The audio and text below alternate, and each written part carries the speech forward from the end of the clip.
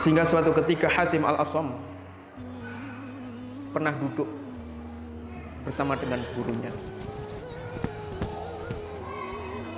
Nama gurunya adalah Syaqiq Al-Balkhi. Kemudian Syaqiq Al-Balkhi bertanya kepada Hatim Al-Asam, "Wahai Hatim, sudah berapa lama kamu belajar kepadaku?" Hatim mengatakan, "Sudah 33 tahun." Syaqiq bertanya, "Sudah berapa banyak ilmu yang kamu pelajari dariku?" Hatim mengatakan, "Hanya 8." Syaqiq bertanya, "Aku sudah menghabiskan waktuku lama untuk membersamaimu, tapi hanya 8 ilmu yang kamu ambil dariku." Hatim menjawab, "Iya, hanya 8 itu, dan aku kalau berkata selalu benar, dan aku tidak suka bohong." Maka Syaqiq sebagai guru bertanya, 8 hal itu apa saja? Hatim Al-Asam mengatakan, yang pertama, aku memperhatikan makhluk manusia. Mereka saling cinta mencintai satu sama lain. Akan tetapi, kalau mereka sudah masuk ke dalam kubur, maka kekasih yang mereka cintai pergi meninggalkan. Maka aku jadikan amal soleh sebagai kekasihku, sehingga ketika aku masuk ke dalam kubur, dia akan ikut masuk bersamaku. Yang kedua, aku memperhatikan firman Allah Subhanahu wa taala, "Wa amma man khafa maqama rabbih wa nahan nafsa 'anil hawa fa innal jannata hiyal ma'wa." Siapapun orang yang takut kedudukan Tuhannya dan dia menahan hawa nafsunya dan dia ikutkan hawa nafsunya untuk mengikuti kehendak Allah, maka sesungguhnya surga adalah tempat kembalinya. Sehingga aku kerahkan semua tenagaku untuk menundukkan hawa nafsuku supaya ikut apa yang Allah mau. Yang ketiga, aku melihat orang itu kalau sudah cinta pada barang, maka dia akan simpan barang itu karena khawatir barang itu hilang. Lalu aku membaca firman Allah Subhanahu wa taala dan aku renungi, "Ma indakum yanfad wa ma indallahi baq." Apa yang ada di tangan kalian itu akan habis, tapi apa yang kalian titipkan kepada Allah itu akan kekal. Maka setiap kali aku punya barang yang berharga, aku titipkan kepada Allah Subhanahu wa taala. Yang keempat, orang-orang itu suka bangga dengan jabatannya, suka bangga dengan nasabnya, suka bangga dengan hartanya. Kemudian aku merenungi firman Allah Subhanahu wa taala, "Inna akramakum indallahi atqakum."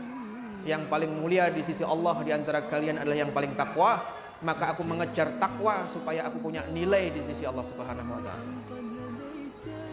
Yang kelima, aku melihat, aku perhatikan orang-orang itu saling caci satu sama lain, saling laknat satu sama lain.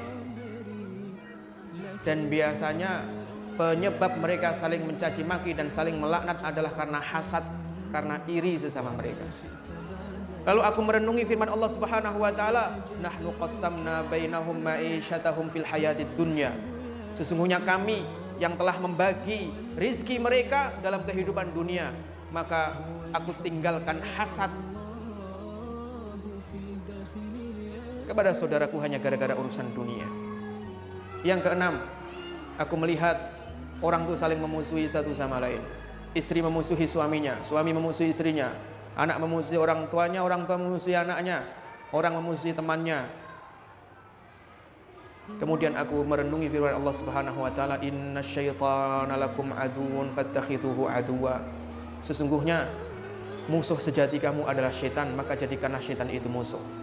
Sejak saat itu aku tidak pernah menjadikan manusia sebagai musuhku, tapi hanya syaitan musuh. Yang ketujuh, aku melihat orang itu sampai menghinakan dirinya untuk mendapatkan harta. Menghinakan diri untuk mendapatkan harta, bahkan mereka rela untuk menghinakan dirinya untuk mendapatkan harta yang haram.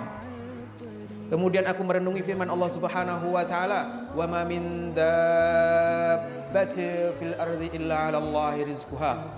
Tidak ada satupun makhluk yang berjalan di atas muka bumi kecuali Allah yang menanggung rezekinya.